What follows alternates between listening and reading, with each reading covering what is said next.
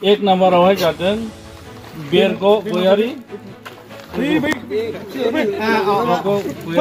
ओरैबायदि थां आदाखौ होमबालाय बरायना लाबायना आदा ना आं दा बुंसै आगाव फरायग्रोनोसै बरन्दा गयारि मेघनाथ गयारि मेघनाथा गैथ'आ बे मन्दिराव थाबावबायना रनेन गयारि रनेन गयारि रनेना फरदे गयारि बेबो बेहाय दं मन्दिर आबौआबा आगोल जोंनि थांमोन ना नामा माने सिगां जोंनि UPPL आव दंमोन आरो ओमफ्राय इयो BPF दोलोआव थांदोंमोन ओमफ्राय दायो फिन UPPL आव फैफिनबाय आरो दिनैहाय बेबायदिनो चिरां जिल्ला आमथिखा BCDC नि सिङाव थानाय 2 नं एलेंबारियावहाय दिनै बेबायदिनो गोबांथार गुबुन गुबुन दोलोनिफ्राय दिनै UPPL नि आदर्शफोरखौ मोजां मोननानै गोबां जयनिं जाफैनायखौ नुनो मोनदों दा आं बिथांमोननिफ्राय आं फंनैसो मिथिनानै लानि जे आदा नोंसोरो सिगां बबे दोलोआव दंमोन ओमफ्राय दिनैहाय मा उद्देश्य लानानै UPPL दोलोआवहाय जयनिं जाखो जोंनि गामिया 2 नं एलेंबारि गामि जों आमथिखा BCDC नि सिङाव थानाय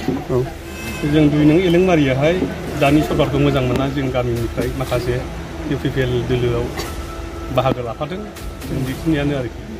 दा गासैबो नोंसिनि गामियाव फैजोबबाय ना फैजोबनायानो जाहैबाय आच्छा गोजोननाय थाबाय आदानिसिम बेखिनि मेसेज हरनायनि थाखाय जाल्लाजों नोंथांमोना जिहेतु BPF दोलोआव भट होबोदोंमोन दा आरो फिन खेबसेबाव गावनि न'आव आरो गासिबो फैफिनबाय जोबोद गोजोननाय बाथ्रा आङो BTR नि EM आरो मुसलपुर समस्तिनि MCLA आरो UPPL दोलोनि दैदेनगिरि महरै दिनैनि जि जयनिं जानाय आंनि आदामोन आंनि फंबायमोन आरो आंनि आब'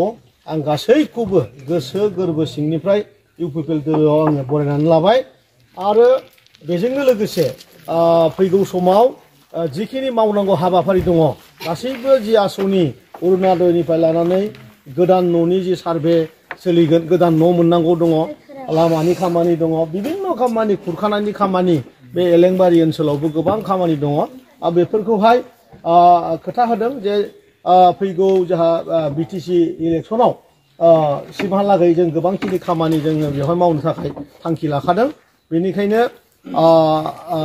BTC इलेक्सनाव जाहाथे नोंथांमोनाबो आरोबाव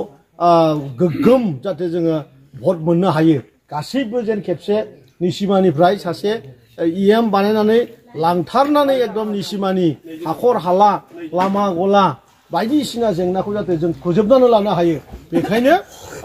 गासैबो UPPL जानानै जाहाथे थायो बेखौ मिजिं लानानै आङो आंनि जि माने दिनैनि जि जयनिं जानाय आदा आरो आंनि आब' बिसोर गासैखौबो गोसो गोरबो सिंनिफ्राय हामलाय जासिहरबाय BTR नि चिफ प्रमद बर' बिथाङा फंसे बाथ्रा बुंहरदों जे खयला मैलायाव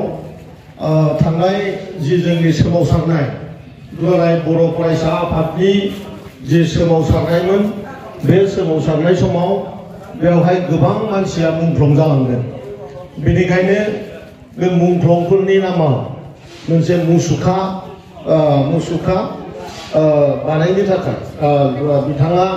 25 लाख रां बे खयला मैला बे बाजाराव बबेबा मोनसे खनायाव खयला मैला